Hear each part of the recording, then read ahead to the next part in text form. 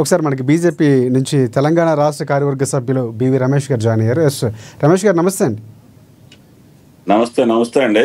Right Ramesh గారు, మీకు అదేవిధంగా ఈ చర్చలో పాల్గొన్న పెద్దలందరికీ కూడా నమస్కారాలు తెలియజేస్తా ఉన్నాము.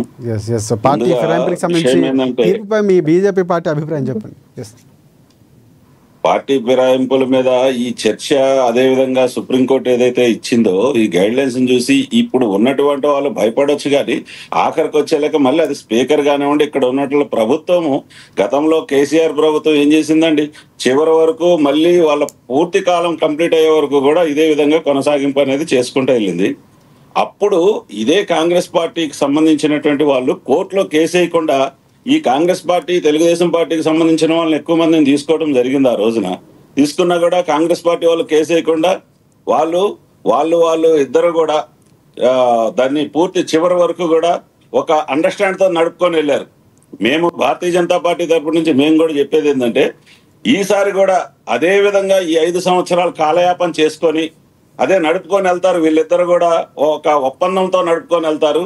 ఈ రాజ్యాంగపరమైనటువంటి స్పీకర్ చేయాల్సినటువంటి వారికి ఉన్నటువంటి అధికారాల్ని సక్రమంగా వినియోగిస్తారని అనుకోవట్లేదు. ఎందుకంటే అది కాంగ్రెస్ పార్టీకి సంబంధించినటువంటి స్పీకరే ఉన్నారు కనుక ఆ పదవిలో ఆయన దీన్ని ఉపయోగిస్తారని అనుకోవట్లేదు.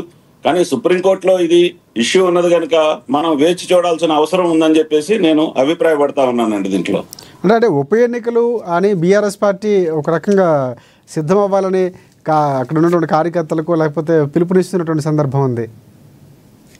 రాజశేఖర్ గారు ఇదంతా కూడా భారతీయ బీఆర్ఎస్ పార్టీ ఏదైతే టీఆర్ఎస్ బీఆర్ఎస్ గా మారిందో వాళ్ళ యొక్క మనుగడ కోసం వాళ్ళు ఈ యొక్క ప్రయత్నం చేసేసి ఏదో డాంబికాలు పలుకుతా ఉన్నారు. ఇక్కడ ఉప ఎన్నికలు వస్తాయి అనేది వాళ్ళు చెప్పేసి కార్యకర్తలకి ప్రజల్ని మభ్యపెట్టే కార్యక్రమమే తప్ప అసలు వాళ్ళ పార్టీ ఇప్పుడు ఈ మధ్య కాలంలో చూసాము. ఏదైతే సీఎం రమేష్ గారు ఎక్కడైతే ఈ యొక్క కేటీఆర్ గారు పోయేసి ఈ 2 కులాలని, అదేవిధంగా మిగిలిన నాయకుల్ని, తెలంగాణలో జరిగినటువంటి పరిణామాల్ని, ఆ మద్యం కేసులో ఇరుక్కున్నటువంటి కవితకు సంబంధించినటువంటి ఇష్యూలో మనం అంతా ఎపిసోడ్ అంతా చూసాం.